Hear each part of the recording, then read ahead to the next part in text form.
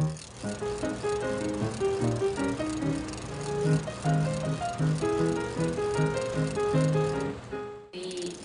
working with our operations committee as well as others in the community, perhaps from the Blue Ribbon Committee, to evaluate where we would come up with the 2.3 million. At the same time, I think we do need to do a cost analysis of insurance. In the end, we may determine that self-insurance is the correct route to take, but the reality is there's been no dialogue about this whatsoever.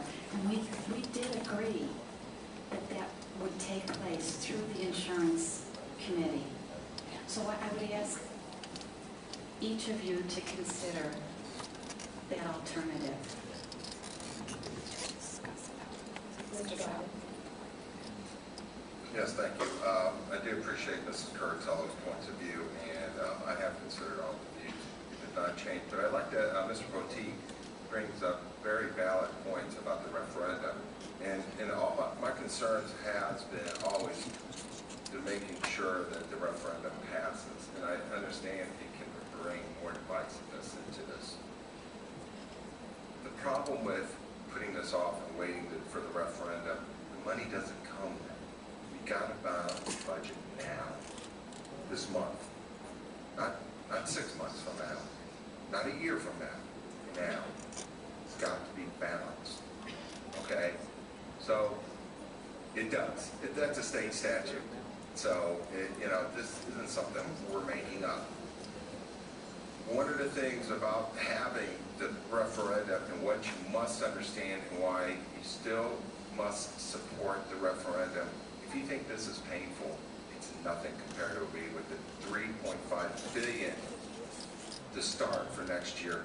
Now, the article that was discussed that also is making rounds on the internet and through the community here like wildfire is that supposedly, the Florida Department of School Boards is going to be requesting another $1 billion. Why? It doesn't make any sense. In fact, when I received it, I emailed back a response to the community member who forwarded it to me, which I deeply appreciated it.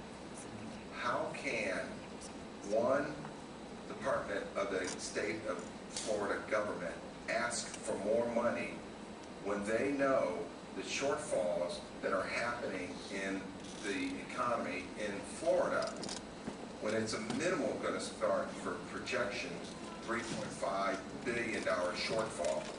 So it's the same thing. I can request all the money in the world I want, but it's false. It's untruthful. It has no merit. The economy has not turned around. The housing starts are dismal. They're not receiving new monies in any of the taxes, dock stamps, sales tax is down. Our season, we ask for more snowbirds because actually they help us a lot. The really way to help Florida is diversifying our economy and stop relying on snowbirds as much, and also the housing industry to really change this. And that's why also this referendum will help protect the educational process for our kids.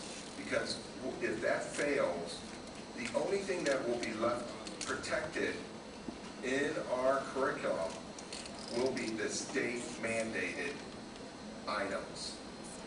That means extracurricular activities, football could go, basketball, choir, band, anything that's not paid by the state will be set for the chopping block.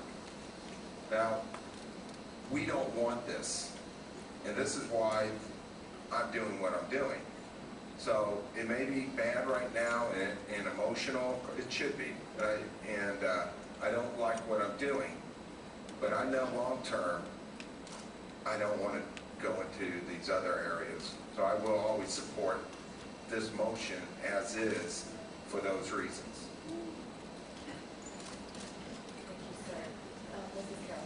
Well, I will start by responding to Ms. Curatolo's request.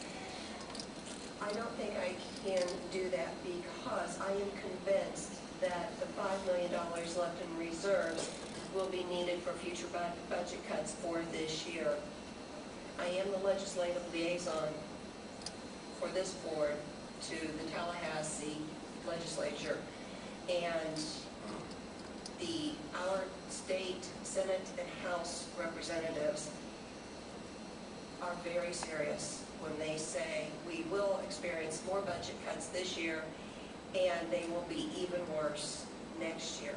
I have to believe them. The budget struggle is real.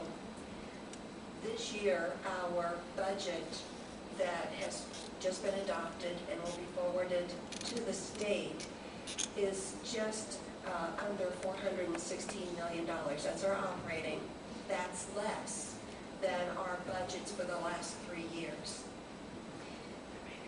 Now, we've had a budget cut, and that was state mandated. But we've also had a reallocation within those budget dollars. The constitutional amendment for class size reduction has required us to hire more teachers to teach the same number of students. We've hired somewhere between 700 and 800 new teachers to comply with the class size reduction amendment, and that's an additional $36 to $40 million. And that's educate, again, the same number of children. So that is a reallocation of the monies within a budget that we've already that's already been cut. And that doesn't include the increase in fuel and the increase in utility costs. So the budget issue is very, very real. I have to say that I believe in private enterprise. I believe in small business. I believe in private business. When I ran for school board, one of my platforms was to research outsourcing and privatization. And I was elected to do that. I brought this issue up to the previous two superintendents, and so when this superintendent agreed to look at it, I encouraged him. I do believe in it. Now, whatever vote I take today is going to impact somebody's job.